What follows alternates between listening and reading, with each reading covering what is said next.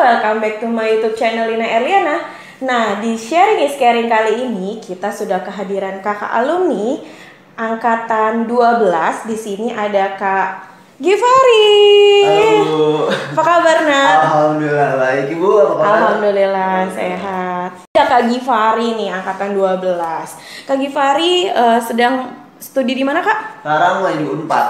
Di Unpad, lagi Unpad berarti ada udah pernah di mana gitu ya, Kak? Nah, nanti kita mau bahas nih hari ini. Nah, mungkin Kak sebelum kita mau ngebahas tentang prodi yang sekarang Kak Givari lagi jalani gitu kan. Nah, mungkin Kak Givari perkenalkan diri dulu. Mungkin sapa teman-teman satu angkatannya, boleh. Oke, halo teman-teman semua. Perkenalkan nama saya Givari Gabaya Gasta. Bisa dipanggil Givari. Saya dari saya 14, lulusan tahun 2019, tapi di BI tahun 2020. Jadi ada 1 tahun lah bergejolak gitu. Oke. Gap year, Kak? Bukan dong. Tapi nanti kita bahas ya, Kak. Di skip dulu, jangan dibahas dulu. Nah, Kak Givari ini sedang menempuh prodi bisnis internasional ya, Kak ya, di Universitas Pajajaran. Nah, waktu itu Kak Givari itu jalur apa, Kak? Masuk ke Unpad? Nah, waktu itu tuh cuma ada 1 jalur. Kebetulan juga BI ini tuh baru jurusannya baru gitu. Baru pada saat itu ya, Kak? Baru pada saat itu. Jadi sebelumnya itu ada D3. Kemudian setelah itu mahasiswa udah habisin gitu. D3 pengen pindah ke D4. Akhirnya udah habisin dulu semuanya. Baru mulailah jurusan dengan diploma 4 gitu. Nah, waktu itu tuh baru sekarang saya angkatan kedua. Angkatan kedua. Ada 1 tahun lagi di atasnya. Belum ada lulus berarti dong. Belum ada yang ngerasain di kata atasnya gitu. Nah, terus kebetulan di ini tuh saya karena baru 2 itu akhirnya dari Unpad sendiri baru ngadain satu jalur doang dari SMUP Unpad. Hanya dari SMUP. Jadi tahun 2020 ya, Kak ya. 2020. Tahun 2020 waktu Kak Givari daftar itu bisnis internasional hanya bisa ditempuh dengan masuk jalur SMUP ya, Kak ya. Nah, yang mana itu tuh cuman tes karena Covid kan. Iya. Jadi cuma TPA aja enggak ada. TPA enggak ada. TPS kali. Oh, TPS. Enggak ada TKA-nya ya. Enggak ada TKA. Iya, oke. Kemudian Kak, kan Kak Givari itu lulusan tahun 2019.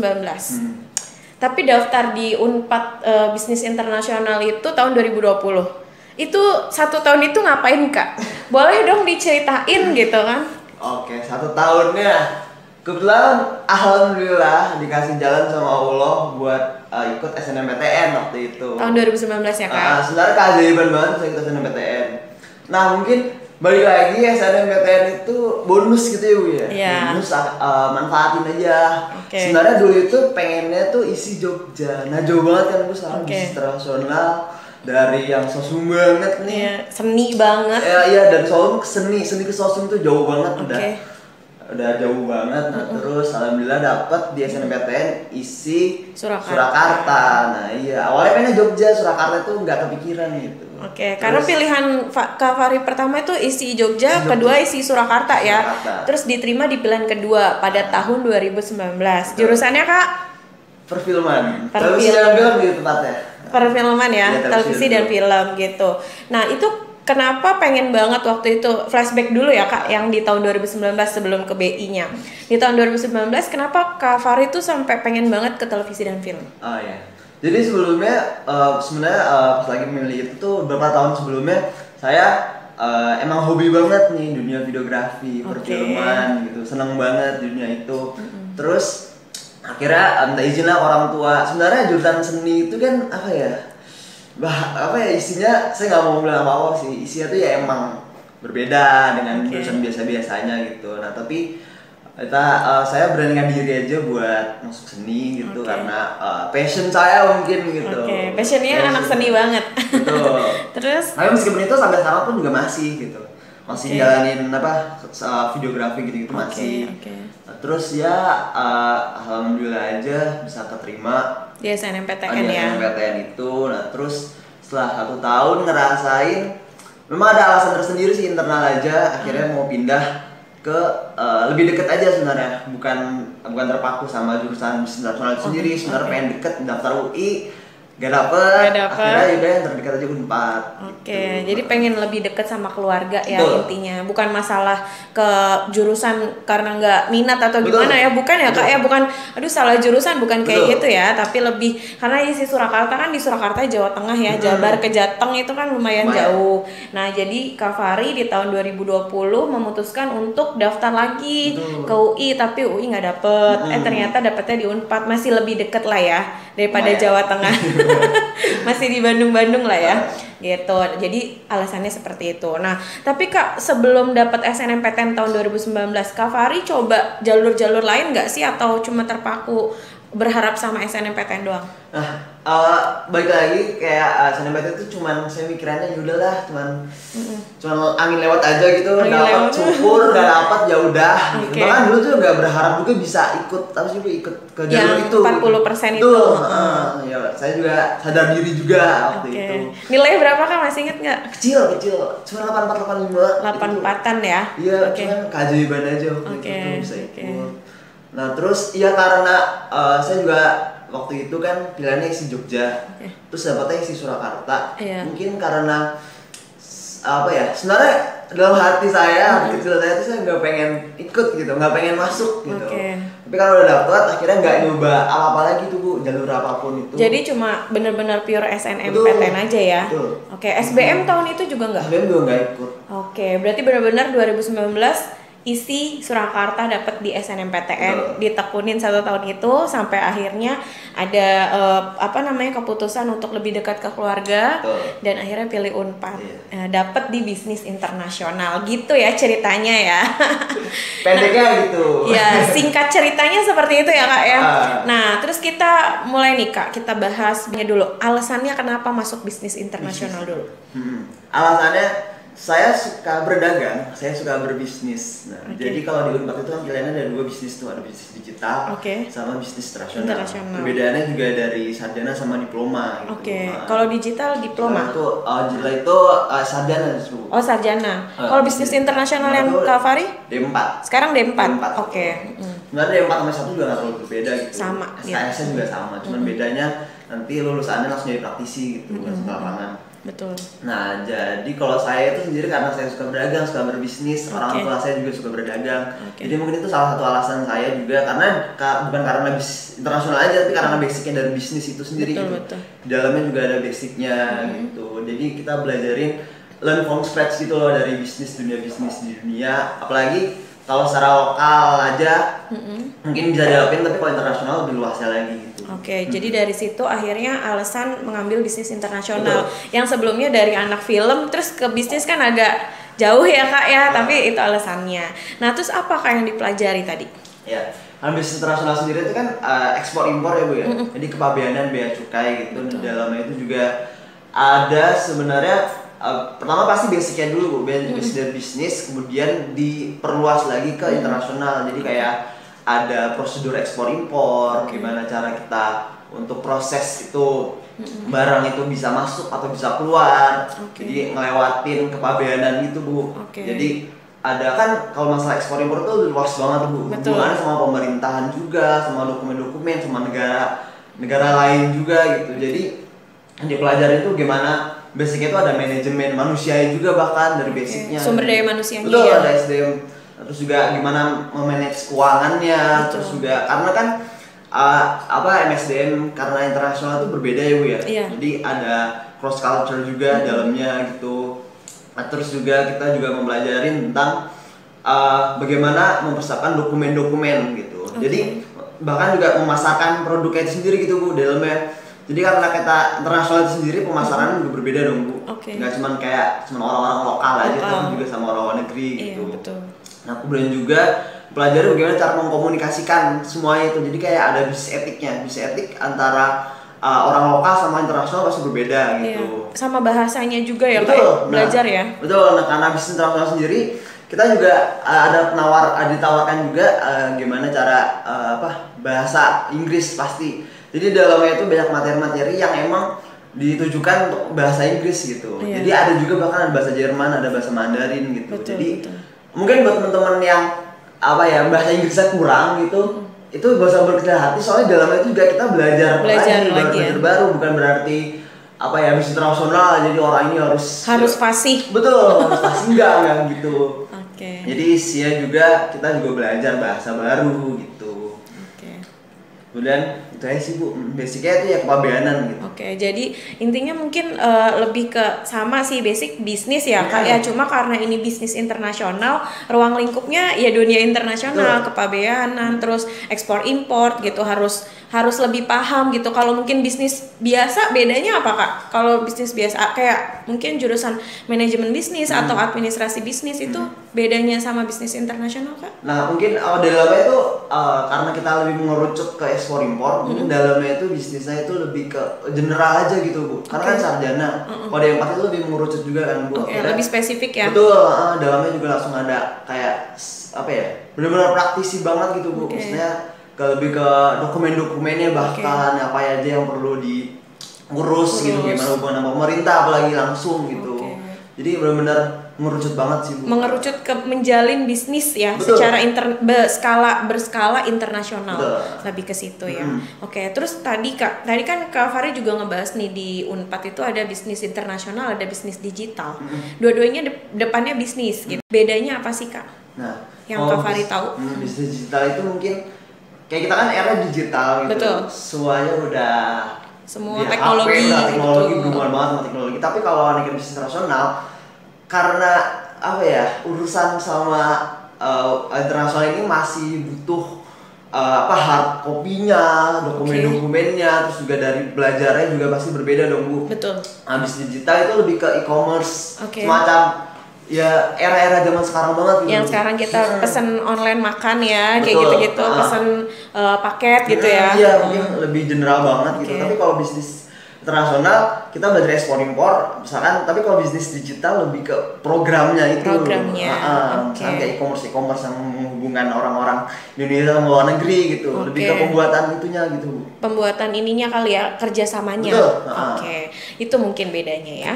Dan apa sih Kak suka dukanya ini Kak Fahri menjadi mahasiswa di bisnis internasional? Pasti ada dong. Pasti ada.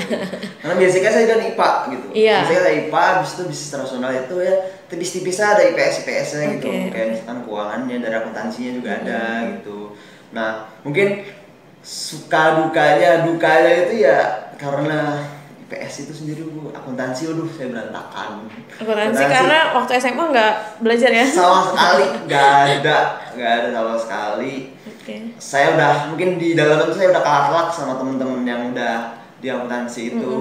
Waktu itu juga lulus saya syukur deh, B, C aja, B deh syukur gitu, C itu syukur dah, yang penting bisa ikutin gitu. Terus apalagi ya dukanya itu karena COVID mungkin. Jadi selama ini masih online? Betul, sampai sekarang tuh masih di depan laptop aja. Nah terus pembelajarannya juga karena emang saya IPA ke IPS, jadi lebih kurang banget gitu. Bisa memahami pelajarannya, jadi lulus aja syukur gitu. Nilai-nilai 3 ke atas aja udah syukur gitu. Alhamdulillah ya. Betul. Sukanya mungkin temen-temennya itu karena apa ya, visinya itu sama gitu sama antar temennya, jadi lebih nyambung gitu. Masalah metode belajarnya mungkin kalau Anda dibandingkan dengan saya kuliah sebelumnya yang isi, bisa yang sekarang mungkin jauh banget gitu. Jauhnya apa Kak? Perbedaan yang mendalam. Mungkin pemikiran anak seni gitu masih berbeda banget gitu sama anak bisnis. Anak bisnis itu masih beda banget. Mungkin pergaulannya juga berbeda.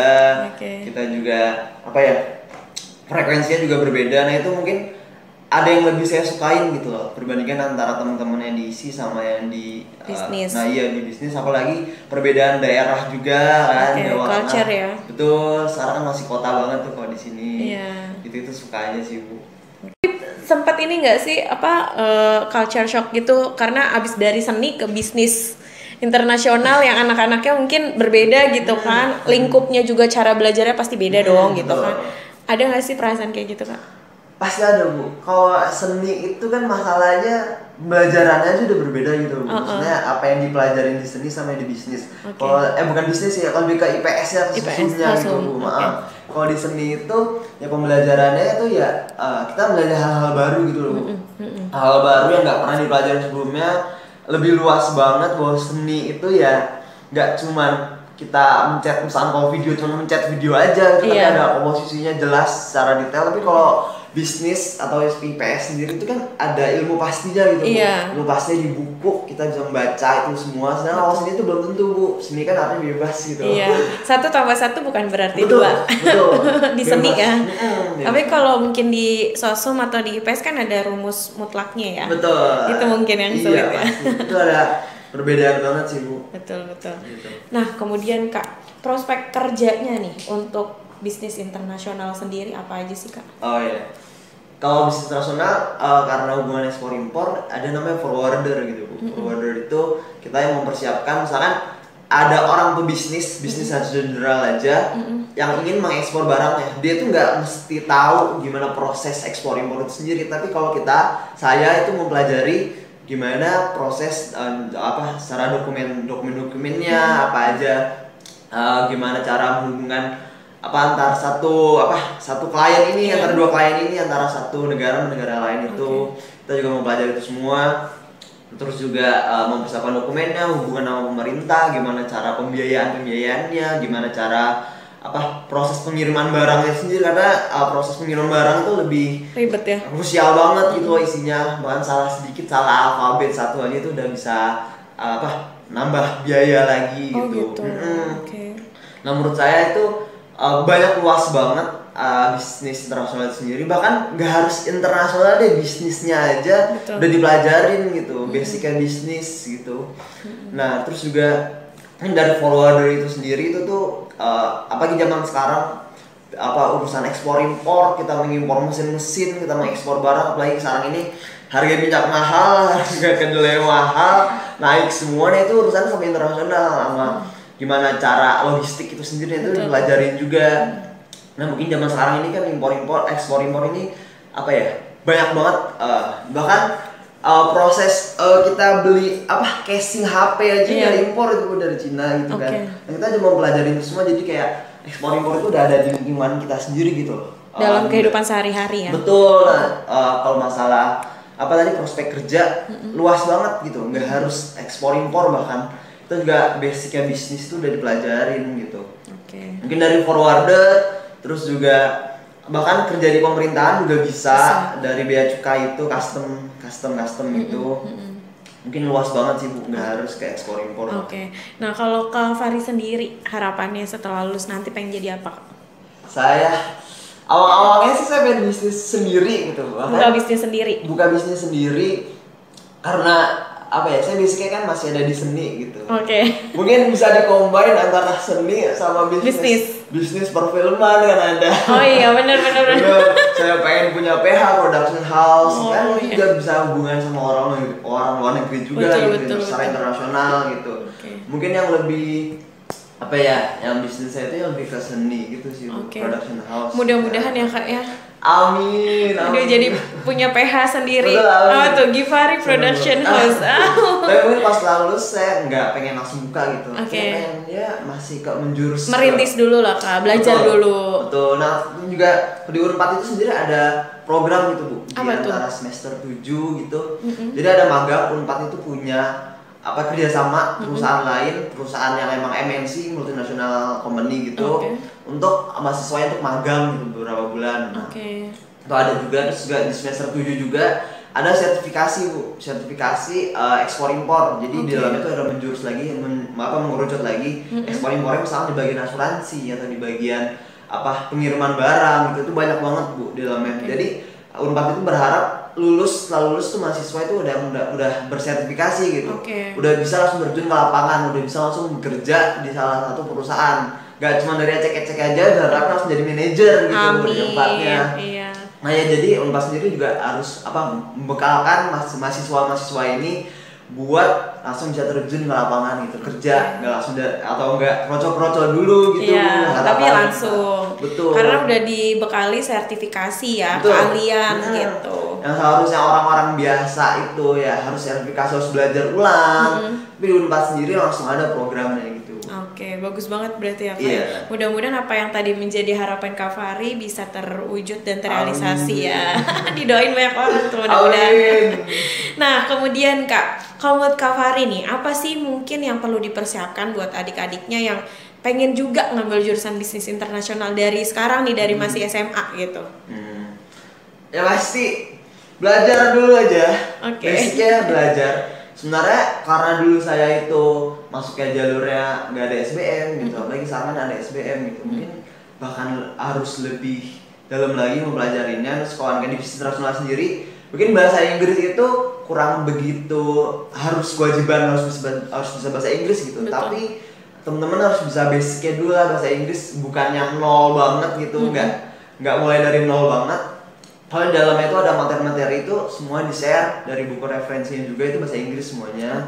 Nah terus pokoknya teman-teman sebenarnya basicnya itu harus minat dulu sih dalam bisnis. Passion ya. Harus bener berbisnis itu bukan yang iming-iming udah langsung aja kayak manajemen kan general banget gitu. Tapi kalau berbisnis itu ya teman-teman basicnya itu dari berdagang gitu. Makanya saya sendiri sudah memulai gitu Bu, maksudnya mulai bisnis kecil-kecilan dari sekarang aja gitu loh. Karena saya suka berbisnis gitu. Mungkin dasarnya dulu aja teman-teman harus suka berbisnis. Harus suka dulu. Bener. Nggak bisa utuk-utuk langsung aja, udahlah pilih aja bisnis gitu. Tapi kalau dalamnya tiba-tiba nggak suka, apalagi ekspor impor sendiri lebih mengerucut, jadi mungkin itu bisa jadi bahan pertimbangan banget gitu loh Bu, masalah ekspor impor itu benar-benar suka kan. Di dalamnya hubungan sama orang luar, apalagi ini tuh masalahnya komunikasi gitu Bu. Komunikasi antara orang-orang juga itu penting. Jadi ya harus bisa basicnya dulu gitu Bu, ngerti kalau emang kita ngerti diri sendiri dulu, emang kita tuh minat di bisnis. Jadi belajar basicnya dulu nih. Segi bahasa, karena ini ruang lingkupnya skalanya internasional, otomatis bahasa asing juga nggak pinter-pinter banget bahasa Inggris, tapi setidaknya basic ngerti lah. Nanti pas kuliah tinggal didalemin lagi, dipelajarin lagi gitu ya Kak ya. Iya betul. Dan Kak, di universitas mana aja sih Kak yang ada jurusan bisnis internasional selain di Unpad? Betul. Jadi kalau bisnis internasional sendiri itu sebenarnya karena di Unpad itu langsung ada kata-kata jurusan bisnis internasional, tapi kalau di universitas lain, terutama kalau PTN sendiri ada di SBM ITB. Meskipun itu sekolah bisnis manajemen, tapi dalam itu ada jurusannya sendiri kan Bu. Jadi semester berapa itu ada nilai bisnis internasional. Terus tentu kalau di negeri berarti sebenarnya nggak terlalu banyak, atau di dalamnya yang maksudnya yang spesifik bisnis internasional fokusnya ke Unpad aja ya? Hanya di Unpad aja, sisanya di ITB manajemen bisnis, tapi mungkin bisnis internasional masuk dalam peminatan ya. Kemudian Kak, nih menarik banget nih terakhir ya Kak ya. Mungkin kasih tips buat adik-adiknya.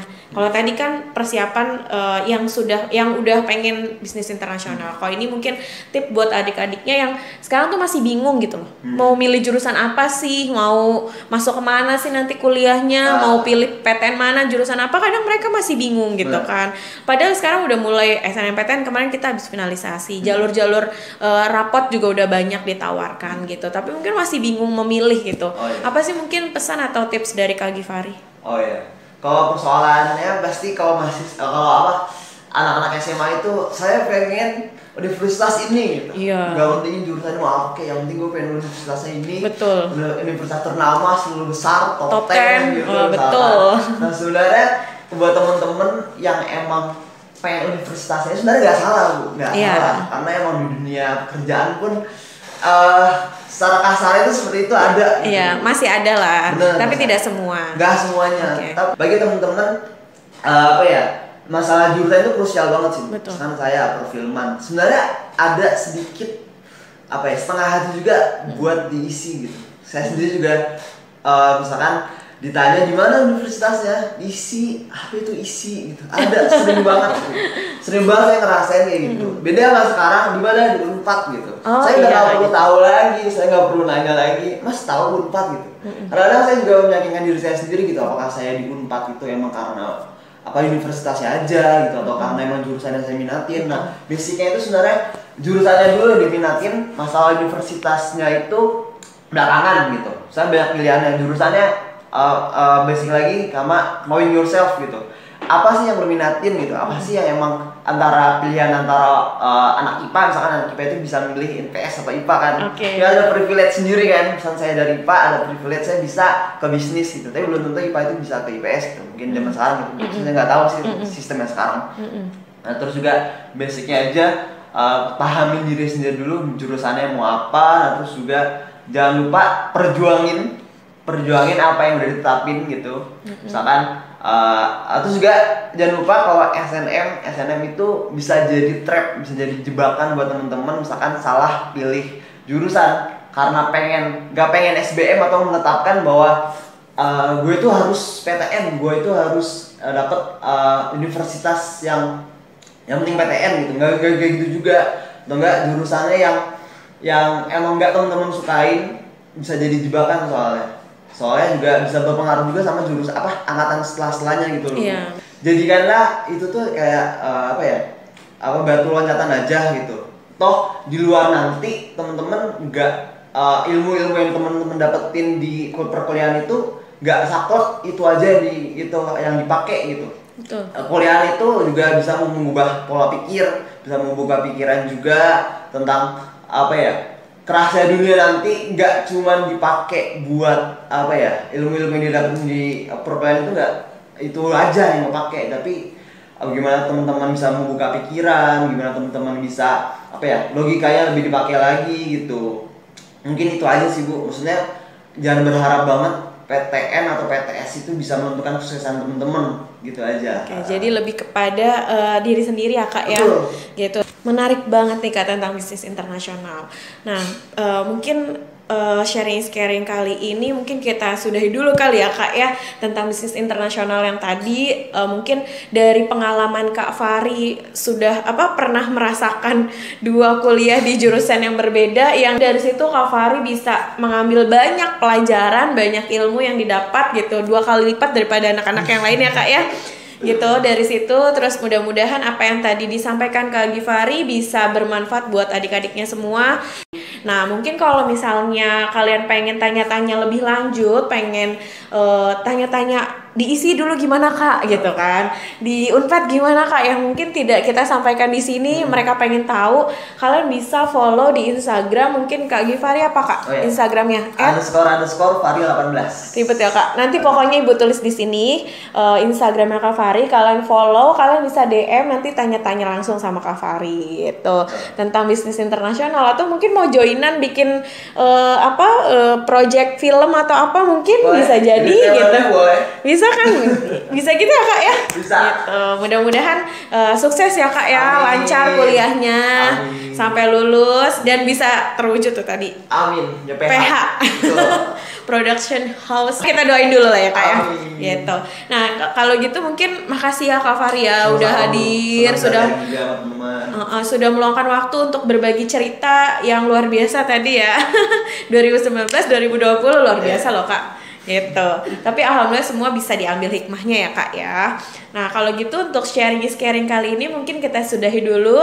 Sekian, assalamualaikum warahmatullahi wabarakatuh. Jangan lupa like, comment, and subscribe. Kalau gitu see you next video.